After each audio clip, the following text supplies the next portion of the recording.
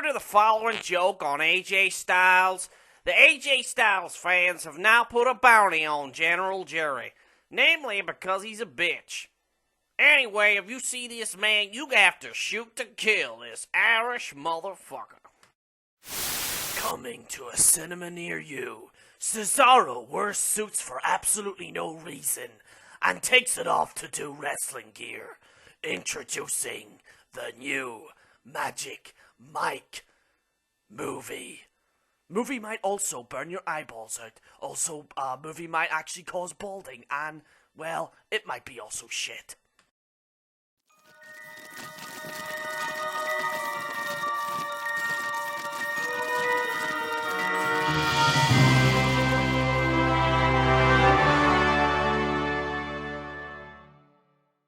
Listen, AJ, listen, it was only a joke, lad, okay? It was only a joke. Right, can you please stop the fans putting a bounty on my head? I'm sorry, AJ, I can't understand a word you're saying. You're terrible at talking. Listen, I know Adam from WhatCulture.com copied this gimmick by using a phone to pretend to talk to wrestlers in the introduction of his videos.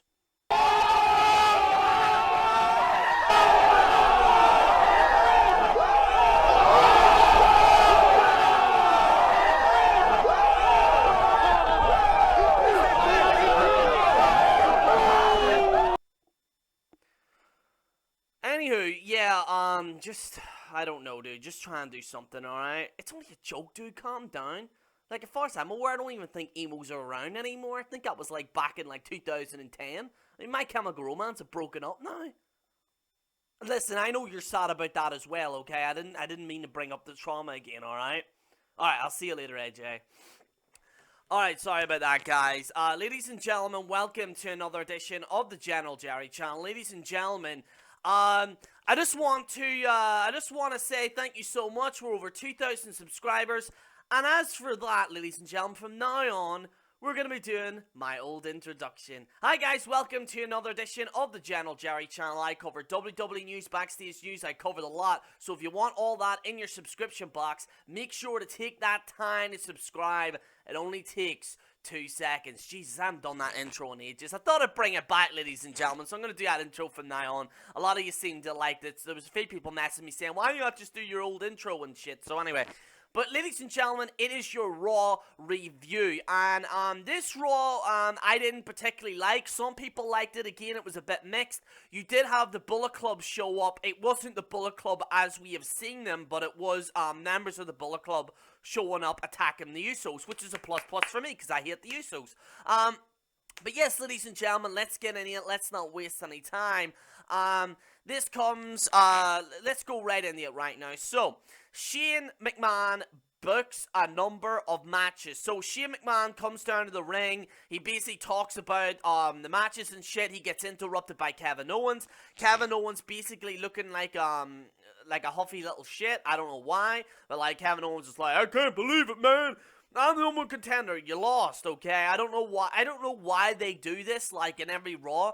As soon as you see anyone walking down the ring, whether it's Triple H, whether it's Stephanie, whether it's, Roman or whatever, they always get interrupted and, there's kind of this stuff ensues. And I understand they have to further the storyline, but it's kind of getting old. Maybe they could do a different technique. I don't know if there's, another technique or something, but it's kind of getting a little bit... it's getting a little bit old. It's like, hey guys, welcome to Monday Night Raw, and then you see somebody comes down, man, I got screwed. Well, if you want that, you're gonna be in a tag team match or in some shape or form. Honestly, it is what it is. I felt Kevin Owens did do pretty well in promos and shit, but I think Shane did actually. He is better on the microphone than what he was before. But all in all, it was very average start to Raw. It did build up a lot of matches. People are behind Shane, which is cool. But let's not forget, ladies and gentlemen, Shane isn't exactly in charge of Raw. He's not exactly in charge of Raw and shit like that. Would be interesting to see if he actually is, but it's all kayfabe and shit like that. So, anyway, yeah, he, So Owens soon interrupted. He demanded a rematch for the Intercontinental Championship, but McMahon said he has to beat Cesaro to earn it. So yeah, Cesaro, for whatever reason, came down. I don't know if anyone's noticed this, but see when Cesaro came, he didn't actually come from the front side of the stage. He came, like, round the back end of the stage, not, like, on the crowd part like Roman Reigns used to do. But what happened was, it was like a James Bond thing, like a I don't know what the hell that was. Like, I was expecting, like, Kevin Owens to burst out going, Goldfinger! You know, like, Kevin Owens just walking like that. Check out Raw again, you actually see him, like, walking to the side or whatever. It was kind of weird. And for some weird reason, Cesaro's now copying the whole rock thing that he did at WrestleMania. So now, like, every time Cesaro is wearing a suit, he just takes it off like he's a Magic Mike. I don't know what the hell's going on there. But anyway, yeah, all in all, it was a good match. I say it's slightly above average. It wasn't fantastic or anything like that. A few memorable moments said that Owens is the headlock master. So yes, and Owens hit an Eddie Guerrero like frog splash, Cesaro's bad ribs, Cesaro's bad shoulder, should I say, because I think, because his shoulder was taped, it wasn't his, like, ribs. I don't know why they have it down there as ribs, but his shoulder was injured, and that's why he couldn't do the swing or whatever, or his ribs through the frog splash as well could have been probably contributed to that. But all in all, yes, Cesaro wins via pinfall, and he wins via the neutralizer. All in all, it's an alright match. It was okay. The Lucha Dragons versus the Dudley Boys. This was a tag team tournament. I didn't like it. I didn't particularly care too much about it. The Dudley Boys win via pinfall. So yes, apparently, by the way, it does look like a legitimate injury from Kalisto, which I think's terrible. I think that they had to improvise during that show. Devon messed up, and Bubba Ray messed up. They try to set up for the 3D. I don't know if any of you have seen that. They try and set it up. Sin Cara missed it. Then they went for it again. And then for whatever reason, Devon went for the fucking pin when he wasn't even the legal man. And basically, Bubba Ray had to push him aside. No, I'm a legal man. And he like, pinned him and shit like that. I don't know if anyone's seen that. I've got a pretty good eye for these things and shit, but there was kind of a mess up. Honestly, what I personally believe is that I think Kalisto's legitimately injured, and I think that's why they had to rush the match and shit like that. But anyway, yes, all in all, not all that good. Bray Wyatt helps Roman Reigns repeal the League of Nations. So yes, all in all, terrible, terrible, terrible segment. I didn't like it. Basically, with WWE World Title on his shoulders, Roman Reigns looked ahead to potentially face both Zayn and AJ at Payback. The League of Nations soon cut his speech short. They basically, it was terrible. I thought the promos and shit looked very rushed. In fact, I think like, Alberto Del Rio forgot his lines at one point, and it was just kind of like, Anyway, so yes, the Wyatt family come in, shit like that. Everyone's like, oh my god, it's Bray Wyatt and Roman Reigns together, and it's, can they work together? And I'm like, I mean, we all know they're gonna work together and shit like that. All in all, I didn't like it. There was no clarity as well. This is another thing that I have a major problem with. I'm gonna get new earphones because the padding's a bit sore in my ear, but anyway. Basically, the problem I have right now is that Roman, it's all well and good having him with Bray Wyatt, right? It's all well and good, but you need some clarity that the two of them are on the even playing field, or whatever it may be. There's no clarity. There's no clarity to say Bray Wyatt is a face or whatever, because he's just staring him down. Even at the very end of Raw, it was like he was staring him down. He was like, yeah, man, how you doing, man? You know, there's no clarity. We need clarity, and that's what this segment needed. They could do all their shitty promos or whatever, but we need clarity on Bray Wyatt. What is going on with him? Is he going to turn last minute or whatever? I don't know. But at the end of the day, you know, why would Bray Wyatt go, like, face Roman Reigns? And I'll get to that in a minute, but I just want to say it briefly. Why would Bray Wyatt be face-to-face with Roman when Bray Wyatt isn't even in the title match? It's AJ Styles. And I really hope this isn't like a fatal, I hope it's not a triple threat or a fatal four-way or something, because I feel that AJ Styles needs to face Roman Reigns one-on-one. But anyway. So yes, all in all, I didn't like that segment. Charlotte and Natalya, this was horrible. I didn't like it. Honestly, I personally didn't like it. I thought the match itself was okay. I thought it was good, But again, they did the Ric Flair shit, and it's looking like, you know, they're trying to maybe get Charlotte back to what she was doing before. But again, having Dr. Phil in there just makes matters worse. If you put Dr. Phil in there, obviously I'm going to grade it lower. Some people seem to have liked it. I personally hated Dr. Phil on Raw. I didn't think he even did anything, really. I thought it was crap, and I don't know why Dr. Phil was there. He was just there, and he never even, like, was on commentary or anything. He just sat there and went, "This is terrible, man. I thought she'd change, man. I thought she'd change, but, you know, I'm Dr. Phil. I'm Dr. Phil." I don't know why Dr. Phil sounds like Cena, but you know, it just, I felt like it was just like, this is the women's championship, right? And the belt's on the line on Raw, and then instead you have Dr. Phil in the background. It just, can we not have these women just face each other? And you know, it's kind of hard for Natalya because Natalya is pretty talented. I felt some of the things that Natalya did was pretty good, but again, the Ric Flair interference is getting a little bit annoying. Maybe it's the whole point, it's trying to get Charlotte over for people to hate her and shit, but again, Ric Flair, it's like, I just don't get it, you know what I mean? It's just, this story's been going on for a long time, and I like Rick. If Rick was doing, like, the crazy Rick that he was doing, you know, back in the day, I'd fucking love it, but again, it's just like a watered-down Ric Flair and stuff, so I'm not too keen on it. Match ending disqualification. So yeah, apparently people are saying Dr. Phil improved, went better than anyone would have expected. He came off engaged and didn't overstay his welcome. Honestly, though, I just don't know why he was there. I don't understand why people are praising Dr. Phil. Like, if people are praising Dr. Phil for hardly being in the match, right, or hardly being involved in it, then wouldn't it be better not having him involved at all? You know what I mean? Like, the part where he was supposed to be in with Goldust and R-Truth, he didn't even do anything. I don't know, but anyway, let us continue. Charlotte, should I say, Natalya wins via disqualification. And as a lot of you know, the belts didn't change. The Usos versus the Social Outcasts. The Usos win via pinfall.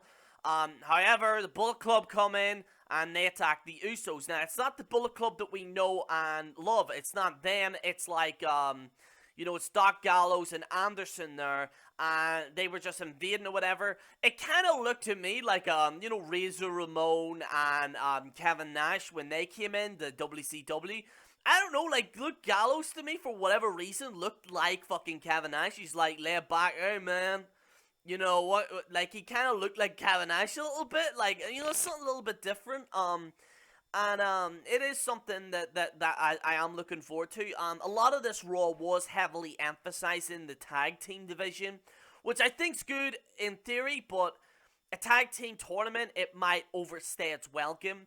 I think the problem is with tag teams, like, again, it's great for them emphasizing the tag team division. It's great, but we all know what goes on from now. They did this last year where they introduced a lot of tag teams and shit like that after the go home show on Raw, and then in the next few weeks it'll all fall apart and we'll be back to the singles competition. We'll be back into fucking Triple H and Stephanie and shit. So don't allude to. People seem to think that this is a tag team division reborn. We've seen this last year. People seem to forget about it. Last year they tried to do it. It didn't work. But anyway, let us continue. So the Usos, Curtis Axel, and Heath Slater, and they were attacked by Anderson and Gallows. Okay, so one of the best matches of the night, Sami Zayn versus AJ Styles. I really enjoyed this match. Memorable moment, Zayn, I didn't come here this far to lose. Zayn hits a Steiner Tornado DDT. Zayn lands on his head after Styles hits a Hurricane Rana. And your winner, as a result, by pinfall, is AJ Styles. That means that Sami Zayn will not be in the #1 contender spot against Roman Reigns. Which is kind of a shame, but at the same time, I think they need to focus more on AJ Styles. All in all, great match, very well paced, very good near falls in this match. I personally enjoyed it. I thought it was good, and you know, for a lot of indie fans, it's going to be great for them. It's going to be great. like I said in Wrestling Jesus' Hangout, is that it's all well and good for these guys being here, but unfortunately, and it's not my opinion, but a lot of these casual fans might not be invested. What I mean by casual fans, I mean the people that only watch your Royal Rumbles, your WrestleManias, and your Royal Rumbles, your WrestleManias, and your SummerSlams and shit like that. They're the types of people that are big money. They may not be invested in any of these guys once the next Mania season comes around. So that's what I'm worried about. So what they need to do is get these guys over for that crowd, for casual fans, and then that means that they can continue, you know, the cycle of life. The cycle of life, so shit like that. But that was my point I made on Wrestling Jesus' pre-show last night. You can definitely check it out on Wrestling Jesus' backup channel. I've actually got a playlist now on my channel of all videos that I appear in. So, the Tyrone Magnus video's up, and I believe the Wrestling Jesus and the AWA, one is, and I'm actually going to put AWA, like, the link to their video and put it on a playlist on the channel, so if you want to see me in AWA, definitely check it out. Anyway, Chris Jericho's highlight reel, I don't know why, people gave this a good grade.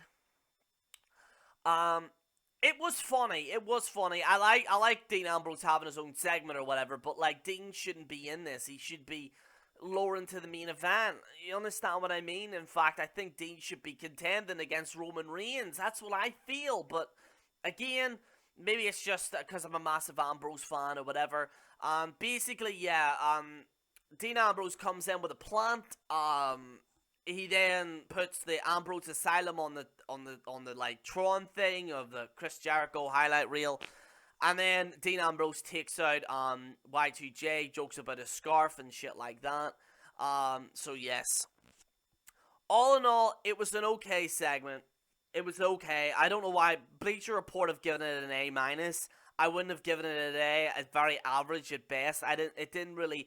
They are looking for Dean Ambrose versus Chris Jericho, which I already seen anyway was going to happen. But, you know, I don't know. Maybe they're trying to make Dean funny and shit like that. We'll see how it goes. But honestly, I was a bit mixed on this segment. There were funny moments, but again, not all that great. That's just my opinion. Apollo Crews versus Adam Rose. I mean, I'm going to be very quick about this. People keep saying he's the future and shit like that. Again, whenever, like, these guys, Apollo Crews, it looks like he's going for the, oh man, people are gonna hit me for saying this. I think he's going for the Ryback cycle. Now, a lot of my viewers on my channel knows what this is. The Ryback circle is when you start from the top. You face guys like Adam Rose, you face a lot of jobbers, you go down there, then you're doing pretty well in the mid-card, you're going down there, next thing you know, his name is John Cena, and you lose, and then you're in, and his name is John Cena. This is what I'm worried about, is that guys like Apollo Crews could fall victim to that. Now, first of all, it's great to see a guy that's not your stereotypical African-American. It's something that people have heavily criticized WWE. I think it's great that they're doing this. I want to see more of this guy. I want to see what he can actually do in terms of a Raw segment, in terms of Raw in general. In terms of NXT, I've heard a lot about him. I'm actually going to be doing NXT reviews as well, by the way, guys. So yes, definitely going to be doing NXT reviews and shit like that. But I think Apollo Crews could do well in WWE. He could do very well. We'll just have to wait and see. We'll have to see how it plays out. Is he going to do the Ryback cycle, or is it going to be something completely different? All in all, the match, it wasn't great. The reason being is that it was just too quick. It was just a squash match, shit like that. But the problem that I have as well in this is that Adam Rose did look competitive. I don't know if you're trying to make Crews look kind of weak. I don't know. He won the match. Crews won via pinfall. But again, if you're going to do a squash match, just get it over and done with and shit like that. But I don't know. Honestly, I have to see more from this guy. Squash matches are very hard to review, to be honest with you. The League of Nations versus Bray Wyatt and Roman Reigns. Okay, so honestly, I didn't particularly like this. It's just my opinion.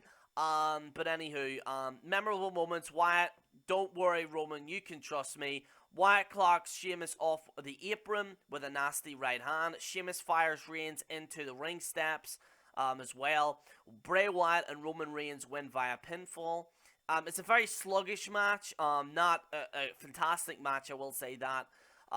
So yes, basically the Eater Worlds kicked off the action with Sister Abigail. He and Roman then stirred one last intense face-off, and then Raw went off the air. All in all, I'm going to give Raw a 4.5 out of 10. No, actually, no. I'm going to give it a 5 out of 10. Very average. Obviously, they're building up to a lot of stuff, but there was nothing that appealed to me that was great. It was good to see the guys like Doc Gallows and shit, but again, I kind of want to see them as a Bullet Club. Maybe they might interfere in the AJ Styles match. I don't know. We'll have to wait and see. But yes, guys, that is your Raw review. SmackDown spoilers will be up on Wednesday. I'll have that up. I'm also going to do an NXT review and shit like that, and I might do a live show this weekend. We'll see how it goes. But ladies and gentlemen, thank you for watching. This is General Jerry on the General Jerry channel. Signing out.